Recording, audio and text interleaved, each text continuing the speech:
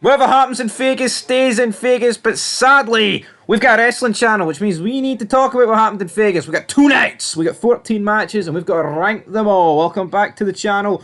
Big match, John, 17th time world champion. Jey Uso, new world champion. Many other titles stayed the same. Appearances for other people here and there. Travis Scott, you know the score, but let's just rank all these matches. 14th, last, and not least, big man. What's it going to be? I'll tell you what it is. It's this one that should never in a million years ever have been on this card, but it was. Aye, listen, I'm going to be honest. War Raiders could have probably put on the best match at Mania I've ever seen, and this would have still been last. Yep. Because these guys are just not WrestleMania worthy. Shouldn't be anywhere near a premium live event, especially a premium live event that's called WrestleMania. But, spoiler alert, they didn't put on the greatest match we've ever seen at WrestleMania. Far fucking from it, actually. One of the most forgettable matches we've ever seen at WrestleMania. I mean, I can't even recall one spot. The only thing I can remember is Ivar falling on the back of his back and Michael Cole claiming that he'd fucked his neck or some shit like that. Honestly. And then the New Day run away with the belts. Could they not have done that in the opening 10 seconds? Maybe it would have improved my mood watching this. Just finish the match then and there. Make a run for it. This match was garbage. And quite rightfully, in our opinion, comes in last in the ranking all matches. Moving into number 13, though, we have Tiffany Stratton defending her title against Charlotte Flair. You know, a battle of the blondes, a battle of plastic surgery, a battle of the botches, or maybe the blonde bitches, I don't know, or the bitchy botches. Call it what you want. I'm calling it shite. Ric Flair can say this was a great match. He says it doesn't matter who wins and who loses. First of all, of course it matters who wins and who loses. Second of all, this wasn't a great match. It was sloppy, it was botchy. So many of the moves just looked out of sync, out of place. Wasn't a great performance. And the rivalry, the feud, the build-up, the story was shite as well. So am I surprised it was crap? No.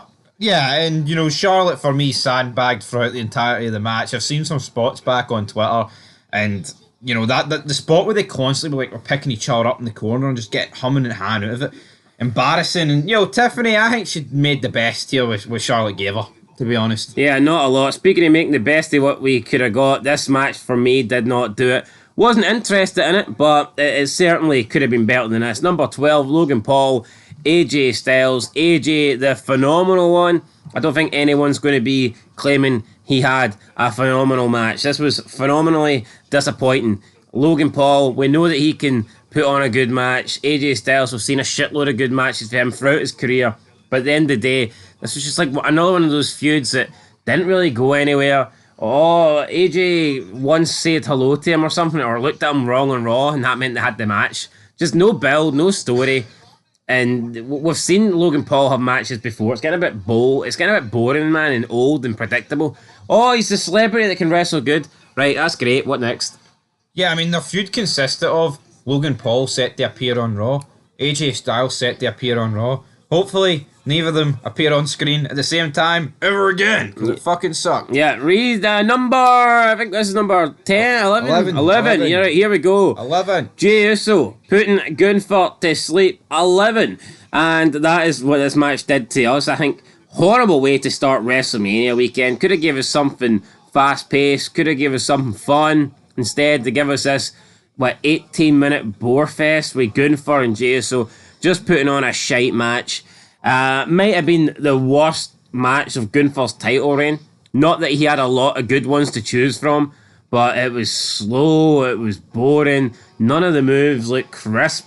Just two guys that are massively overrated. Gunther's overrated, and I mean, everyone seems to acknowledge it. Jey Uso can't even wrestle, so yeah, just a shite open to WrestleMania. See if Jey Uso's title reign lasts long, this will go down as the worst title reign in wrestling history. Because the guy can't work, and his promos are yeet. It's shite. I mean, on it, that is there's no long term in that. But speaking of long term booking, this was very, very short. Becky Lynch looking for a wee backdoor entrance into WrestleMania. Apparently, they wouldn't do anything until creative had something right. Well, what is that? Taking Bayley out and just putting Becky in? Yeah, Becky, I'm not coming back until there's something good for me, aka a championship around my waist. I mean, do we really need to get excited for Becky Lynch anymore? Are we supposed to pretend that she's this mega star that we should be bowing down? People are going to say, oh, a huge return. Nobody cares. It's fucking Seth Rollins' wife. At the end of the day, it's cringy Lynch. It's not exciting. Don't care for her. To be honest, could have retired and never came back, and I wouldn't lost an ounce of sleep. To me, it just shows you though how like people who like this current era, they put them on a pedestal. They just can't. They'll never be able to maintain it. See, back in the day, if someone was very over in like 2002 and came back in 2007, it felt massive. See Becky Lynch coming back these days, it's fucking shite. Honestly, who cares? Could never wrestle again. No one would care. Speaking of that fucking thing, Ray Phoenix. I don't need to see him ever again. And same way on Grady, Chad Gable. Oh, his first Mania match in 9 years. His first match of his career in 9 years in WWE. Just shit. Absolute. Who cares? Alright, we can talk about builds and no stories and, right, you could say that's harsh because Rey Mysterio got injured, that Ray Phoenix stepped in, but, I mean, let's just call a spade a spade. Had Rey Mysterio not been injured, had Rey Mysterio had this match, I think it would have pretty much placed exactly in the same position. It was a boring match that nobody wanted. Would I prefer Rey Mysterio in it? Yes. Do I think the match would have been 10 times better with Rey Mysterio in it? No. It is what it is. No, you're right, and you know what? Ray's like, 50 odds. Maybe not the smartest idea to have him wrestle the fucking night before he's supposed to have a match at Mania. You know what I mean? It's like, oh, we don't have the big stars appear because we don't want them to get injured. Ridiculous, right? Jade Gargle against Naomi. Got her name wrong again. Yeah, I mean, any reason why you just can't say Cargill? See, next time you get something wrong, I'll be on it like a fly on sight. Alright, Gargle. Fucking but you know what? This is the halfway point, and we yet to have a good match.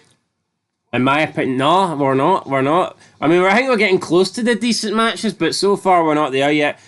Jade Cargill beats Naomi. Is what it is. I didn't think the match was great. Yeah, a bit of a build, bit of a story.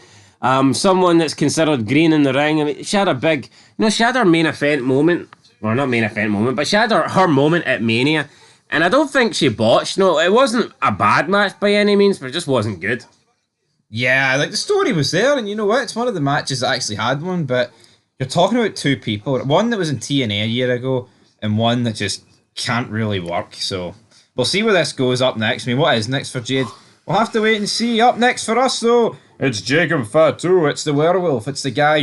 He shakes. He does this. He does that. I wish he just shaked out the fucking company. He's pish. Yeah, full moon. I wish I was sleeping by the time this one came on, I tell you that. Again, another boring match that I just did not really care for. The entrance from LA Knight wasn't spectacular either, just like getting drove into the arena. I mean, come on, how lame did that look? Jacob Fatu wins the US belt, but again, I mean, the match, didn't really care for it. Build up, didn't really care for it. Just, I like LA Knight, but I don't think he's a great in-ring performer. And nor is Jacob Fatu, so you put the two of them together for this mid-card belt, and it was never going to be amazing. I mean, it was alright. I mean, it was average. One of the better matches of night one, for sure. Yeah, I mean, one of the few matches actually in, like, the second half of this list on night one, but sixth spot, we got Drew McIntyre, the Two Fingers, Damian Priest. I just feel like this entire match is like a two fingers up at Drew McIntyre. Yeah, he won, but see before the Royal Rumble, right? And after that Punk feud, how the fuck is it? How's he fallen this far?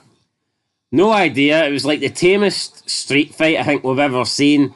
I mean, you had a couple of table spots, steel steps. I mean, I'm glad that we got some form of special match, because other than this, every other match was pretty much just the normal rules. Yep. I mean, there was a lack of... Where was your special match? Like, where was the Hell in a Cell or the TLC or even like the streak match, the Undertaker streak? You know, there was nothing, man.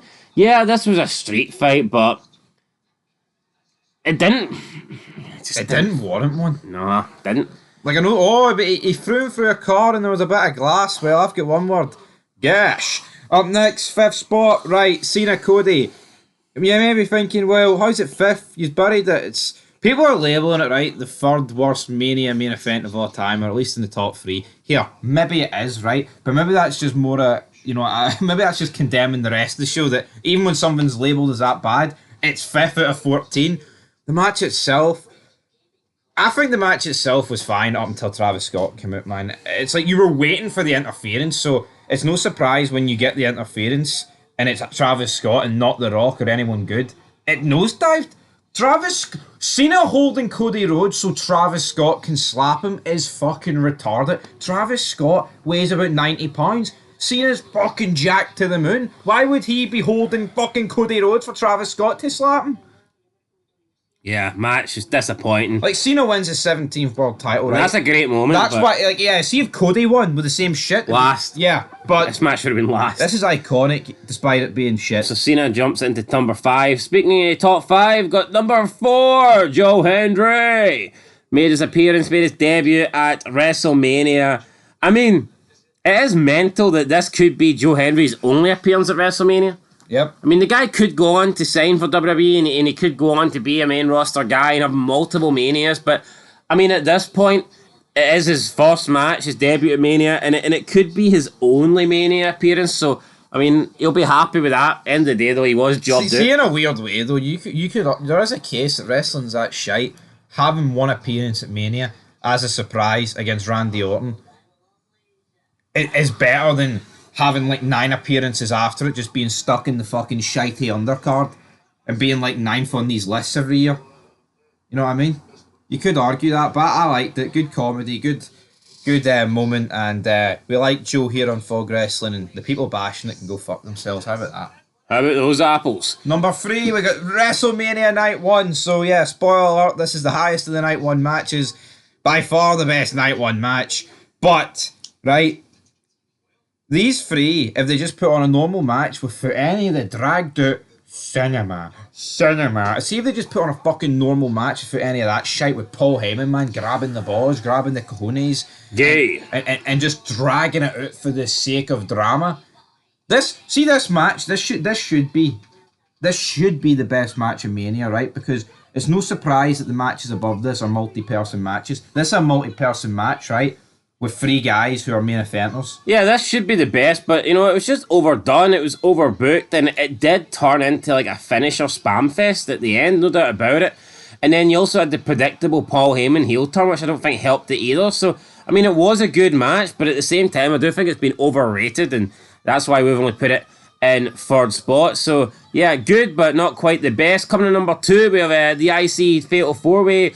Dominic Mysterio winning the Intercontinental Championship. Thought it was a good match. Happy to see Dirty Dom win a championship, win some gold in his WWE career. So that was good. But the match itself was also good. I mean, no matter who won this, it would have been a good match. But I am a little bit biased that Dominic won it. So therefore, I'm happy with that. Puts it at number 2. But I mean, if Penta won, like, I think you could have knocked it down a wee bit. Aye, but you know what? I mean, it was a great match, I think. And you had different dynamics. I mean, Braun Breaker looked good in the match, even though he lost. Dirty Dominic, you know, turning on Finn Balor in the end, getting the win with the frog splash out of nowhere on top of Finn. He pinned Finn for the win. So the line starts behind me, says Finn Balor, but the line starts now behind Dominic Mysterio. And a main part of why it was so good, right, is because of Braun Breaker. So, to me, it shows he's capable of getting pushed to the moon in a bigger picture, right? Probably the worst build-up match going into Mania, especially when you factor in there's a championship on the line. But they delivered on the night. And the problem is, if it actually had a story to match, this match would be getting talked about in a much better tone. But when you look at it, you just look at the match, it was good. Yeah, I mean, it would be a lot more memorable, I think, had there been a great story going into it. Because when you look at the most memorable matches in Mania history, most of them do have a great rivalry going into it. It is what it is.